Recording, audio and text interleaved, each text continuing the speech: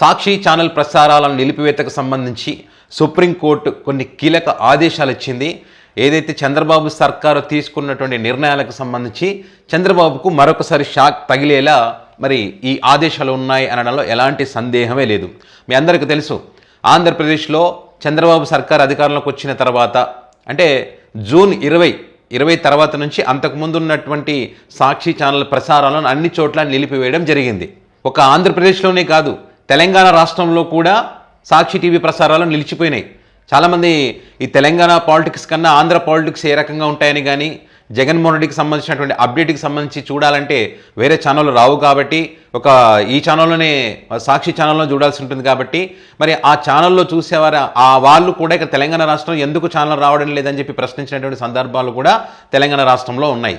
జగన్మోహన్ రెడ్డి కార్యక్రమాలకు సంబంధించి జగన్మోహన్ రెడ్డి వాయిస్కి సంబంధించి వినిపించేటువంటి ఏకైక ఛానల్ సాక్షి పత్రిక. సో ఈ రెండింటి మీద కుట్రలు చేయాలని చెప్పి ఇప్పటికే సాక్షి పత్రిక మీద అనేక కేసులు పెడతా ఉన్నారు, ఎడిటర్లకు నోటీసులు ఇస్తూ ఉన్నారు.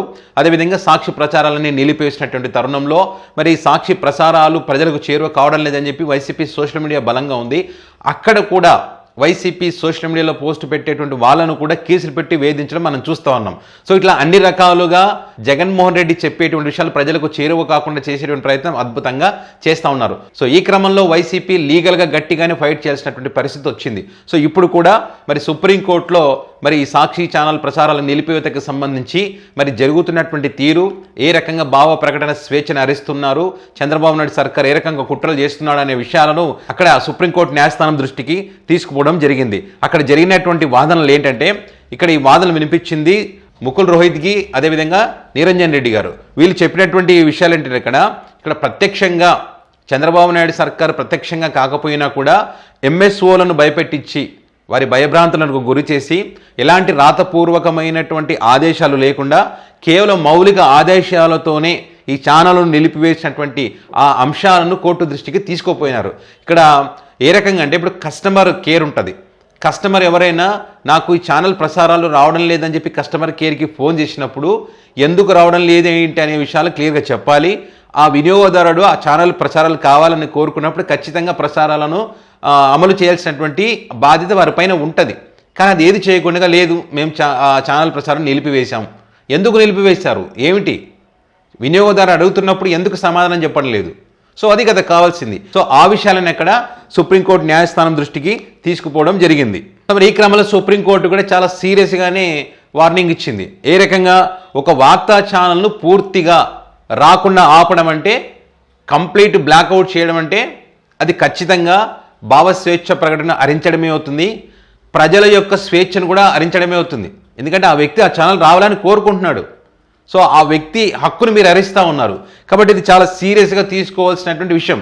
మళ్ళీ ఇలాంటి సీరియస్ అంశాన్ని ఈ టెలికాం సంబంధించిన టీడీసీ ట్రిబ్యునల్ ఏం చేసింది, మరి విచారణ చేయమని చెప్తే విచారణ చేస్తామని చెప్పి వచ్చే సంవత్సరం మార్చికి వాయిదా వేసింది. అంటే అట్లా ఇట్లా వాయిదా వేస్తారని వీరికి సంబంధించి తప్పు పట్టింది సుప్రీంకోర్టు న్యాయస్థానం. సో ఇక్కడ సీరియస్ ఇష్యూగా తీసుకోవాలి దీన్ని. భావ ప్రకటన స్వేచ్ఛన వినియోగదారుడి యొక్క హక్కు కాబట్టి మీరు ఎట్లా వాయిదా వేస్తారు?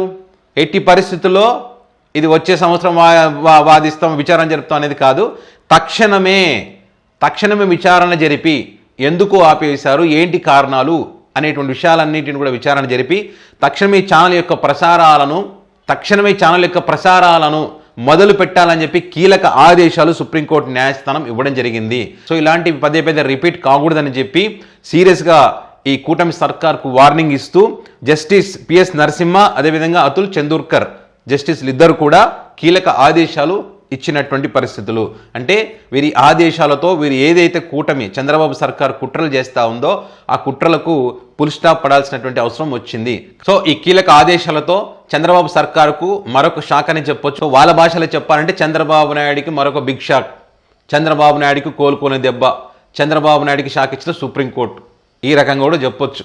ఎందుకంటే తక్షణమే విచారణ జరపాలని సుప్రీంకోర్టు చెప్పింది కాబట్టి.